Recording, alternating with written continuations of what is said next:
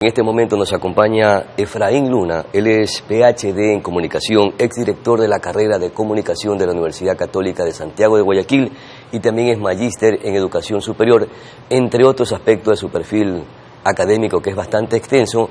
Es un experto definitivamente en la academia y también en el tema de comunicación, y precisamente con él vamos a conversar la propuesta que está realizando el candidato o ya el asambleísta electo Javier Lasso de la Revolución Ciudadana, y que de alguna manera tiene puntos diversos dentro de esta bancada legislativa y dentro de la agrupación política misma de la Revolución Ciudadana.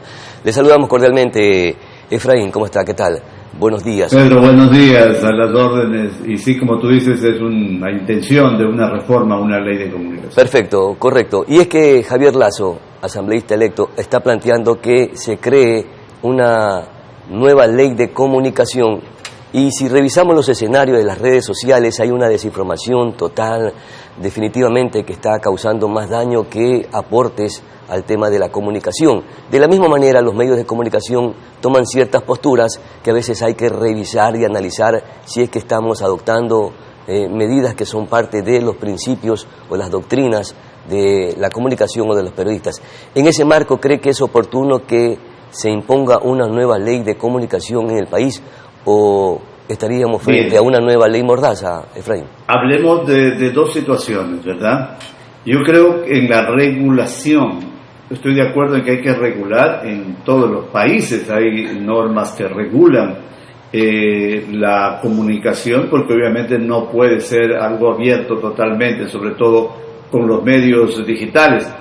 Pero también no deben ser leyes sancionatorias, y eso es lo que nos preocupa, porque cuando hablamos de la ley anterior que fue reformada en el 2020 y 2022, realmente esa ley nos ayudó un poco a salir de la que fue promulgada en el 2013 al 2017, que en apenas 4 años hubo 1.188 procesos contra periodistas y medios de comunicación. Y eso es lo que nos preocupa, que volvamos a una ley no regulatoria sino sancionatoria. Refiriéndonos a lo que usted decía sobre la comunicación digital, ¿se necesita este tipo de situaciones? Creo que sí. No podemos tener abierto totalmente el espectro para que se diga y se haga lo que sea, pero pienso que no es la forma. Una ley sirve para facilitar el trabajo, para proteger el trabajo, en este caso de los comunicadores, pero no para crear miedo entre los comunicadores, inclusive produciéndose un fenómeno que es muy especial, la autocensura. Donde hay autocensura, es decir, que yo mismo pienso antes de decir las cosas, eso en un país es muy grave, mi querido Pedro. Claro, es violentar los derechos a la libertad de expresión. 1.188 casos de procesos que se evidenciaron con la ley de comunicación anterior. Sin embargo, el actual asambleísta electo, Javier Lasso, está planteando que esta nueva ley de comunicación sea más rigurosa. Entonces, ¿de qué estamos hablando? De que podría ser una ley que definitivamente va a ser mordaza y que será preocupante para la comunicación, para el periodismo en nuestro país. Sí, lo que hacemos los académicos es analizar la situación. Como usted mismo dice, si eso generó esa famosa ley mordaza que fue reformada, hay que recordar que esa ley ya fue reformada, pero a pesar de eso, Ecuador está en el puesto 110 de los países que protegen la libertad de expresión. 110 es bastante de 180, ¿ah? Entonces, realmente tenemos una ley todavía, a pesar de que ya hubo una reforma y tenemos un poco más de tranquilidad los comunicadores para poder ejercer nuestro trabajo, todavía hay cuestiones sancionatorias. Si bien es cierto, desapareció la Supercon, que impuso en multas a los medios y a los periodistas de más de $600,000, y ustedes conocen, Pedro, que cuando un comunicador social no tiene un sueldo grande, ni los medios tenemos grandes inversiones, trabajamos muchas veces por lo que nos gusta, y entonces no puede ser que ese tipo de leyes puedan volver a repetirse en nuestro país, y yo sí creo que eso es peligroso. Ahora, ¿cuáles son los países que tienen mejor manejo de la libertad de expresión en América Latina? Estamos hablando de Costa Rica, Uruguay y Argentina. Pero ¿cuáles son los países que más tienen este tipo de dificultades con la libertad de expresión? Hablamos de Venezuela, Nicaragua, Cuba y El Salvador. El Salvador, un país que está luchando duro contra la seguridad, pero que de todas maneras tiene una ley que sanciona a los medios de comunicación que hablen a favor o hablen de las pandillas. Y eso obviamente ya es coartar la libertad de expresión, Pedro. Y el que se maneja o se impulse una ley de comunicación desde las esferas políticas, desde el poder político, ¿esto qué que contribuya para regular la comunicación, para regular el contenido de los periodistas, de medios de comunicación y redes sociales, o servirá para controlar y para perseguir a periodistas y medios de comunicación? Mira, siempre los comunicadores somos incómodos para los políticos de turno, al menos para el gobierno, siempre. Nos tratan inclusive con hipocresía, nos abrazan, nos dan felicitaciones cuando están con nosotros, y apenas viramos la cara nos ven como de una manera extraña, queriendo que nos alejemos, o se cuidan mucho de nosotros. Pero eso es porque de alguna manera la actividad periodística se denomina los guardianes de la democracia, porque cuando hay un buen comunicador, una buena actividad de comunicación, estamos cuidando lo más preciado en esta vida, que es la democracia de un país. Entonces, pero siempre vamos a ser incómodos. Yo sí pienso que cualquier gobierno que venga con una ley de comunicación que sea sancionatoria y que nos dé miedo ejercer nuestro trabajo, obviamente podría sacar beneficios y nos podría tener un poco callados, un poco reprimidos, que es lo que no sirve en un país. Es más, los comunicadores son grandes aliados de los gobiernos. Le hacemos ver cuáles son las situaciones en donde está fallando, porque no somos los chupamedias que están con ellos todos los días y que le están sobajando el brazo o cogiéndole el hombro, diciéndole lo bueno o lo guapo que está. No, somos los que criticamos en favor de la ciudadanía, de los grandes intereses de la colectividad en general, Pedro. Cuando se creó la Supercom, prácticamente esta ley de comunicación creó precisamente un organismo selectivo para perseguir a periodistas que cuestionaban, que criticaban o que realizaban procesos de investigación periodística para develar y denunciar actos de corrupción. Claro que sí.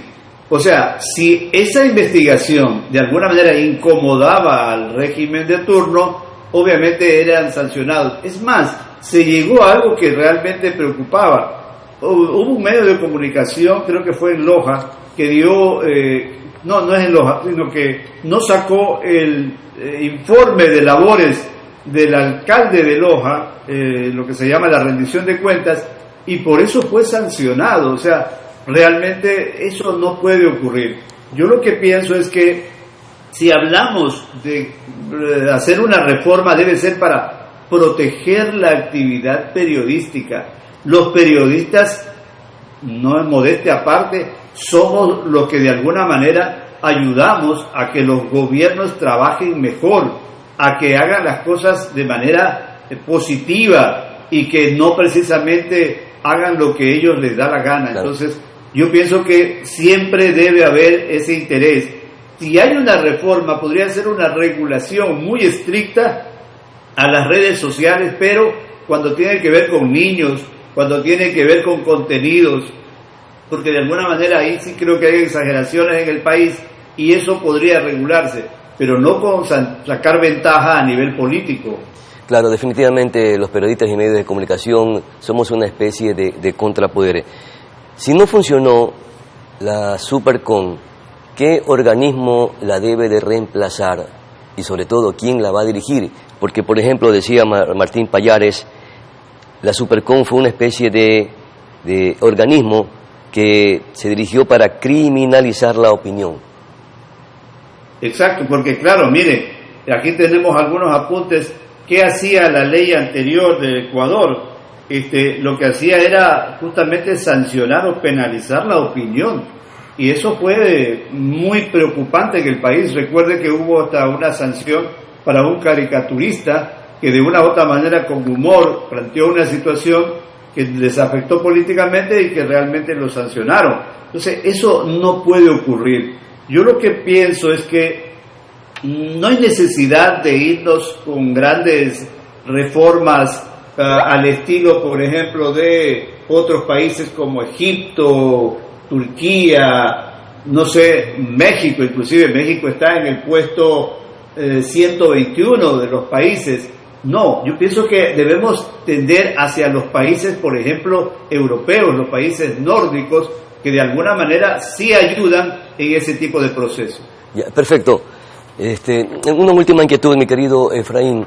Por supuesto. ¿Cree que necesita el país una ley para regular el tema de las redes sociales? Porque ahí es donde efectivamente se están proponiendo contenidos para desprestigiar, para denostar, entre políticos aparecen trolls, etcétera.